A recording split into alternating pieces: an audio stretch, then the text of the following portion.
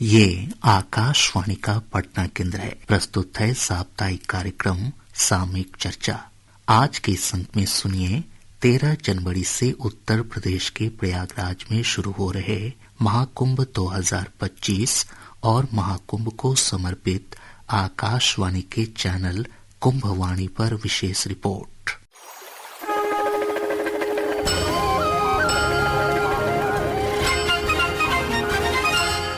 महाकुंभ प्रयागराज का शुभारंभ 13 जनवरी से हो रहा है। 26 फरवरी महाशिवरात्रि तक चलने वाले इस आयोजन में इस बार 40 करोड़ से अधिक श्रद्धालुओं के पहुंचने की संभावना है।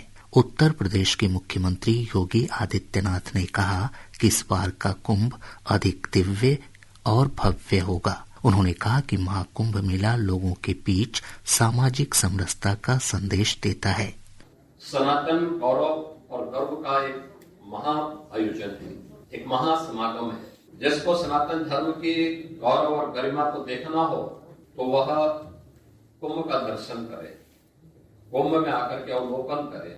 जो लोग एक संकीर्ण दृष्टि से सनातन धर्म को देखते हैं, यहाँ पे आपस में सांप्रदायिक मतभेद है, भेदभाव है या छुआछूत और अस्पृश्यता के आधार पर समाज को बांटने का काम करते हैं, उन लोगों को आकर के देखना चाहिए कि यहाँ न पंथ का भेद है, न जाति का भेद है, न छुआछूत है, न कोई लिंग का भेद है।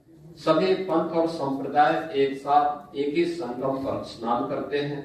महाकुंभ को लेकर आकाशवाणी समाचार ने कुंभवाणी नाम से विशेष रेडियो प्रसारण सेवा की शुरुआत की है। मुख्यमंत्री योगी आदित्यनाथ ने इसका उद्घाटन करते हुए प्रसार भारती की विशेष पहल की सराहना की।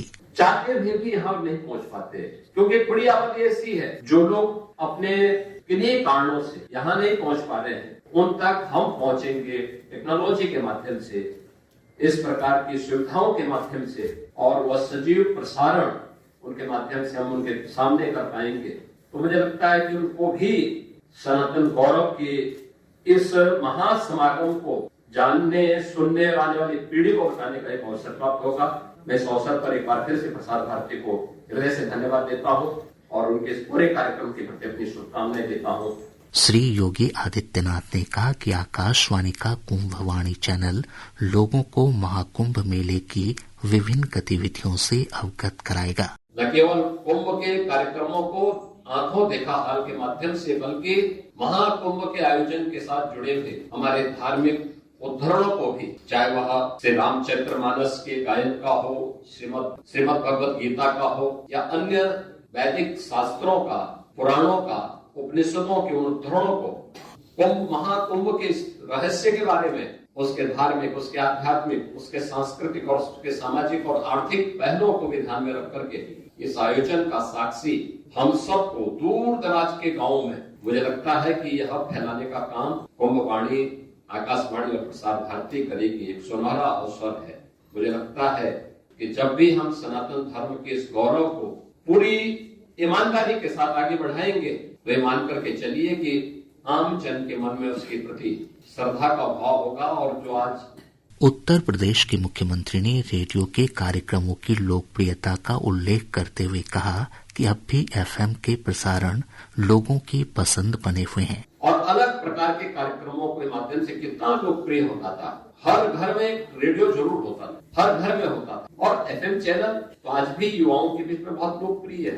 उनके स्मार्टफोन पे भी इसको वहां पर वो कैच कर लेता है, लोग अपने फोन के माध्यम से भी उसको सुनते हैं। आवश्यकता के अनुसार न केवल जानकारी लेते हैं बल्कि उसका मनोरंजन का भी एक माध्यम के रूप में उसका उपयोग करते हैं।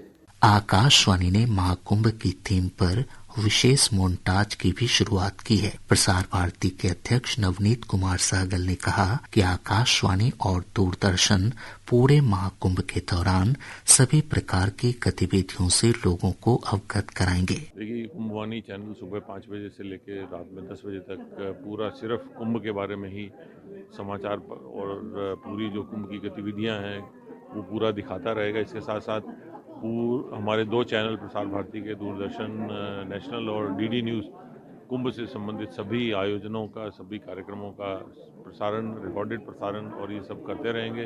ये पूरे कुंभ के क्षेत्र में जो न केवल जो कुंभ के जो स्नान उत्सव हैं वो, बल्कि जो हमारे अखाड़े हैं, जो हमारे विभिन्न संस्थाएं यहाँ आई हुई हैं, जो सनातन के कार्यक्रम आयोजित करेंगी, उन सब के बारे में भी न केवल सूचनाएं प्रसारण करेगा बल्कि उनको सजीव प्रसारण की व्यवस्था भी करेगा। आकाशवाणी की महानिदेशक डॉक्टर प्रज्ञा पालीवाल कौर ने कहा कि लोक प्रसारक के रूप में आकाशवाणी ने हमेशा से अपनी जिम्मेदारी निभाई है। कि आकाशवाणी ने हमेशा ही अपनी जिम्मेदारी निभाई है।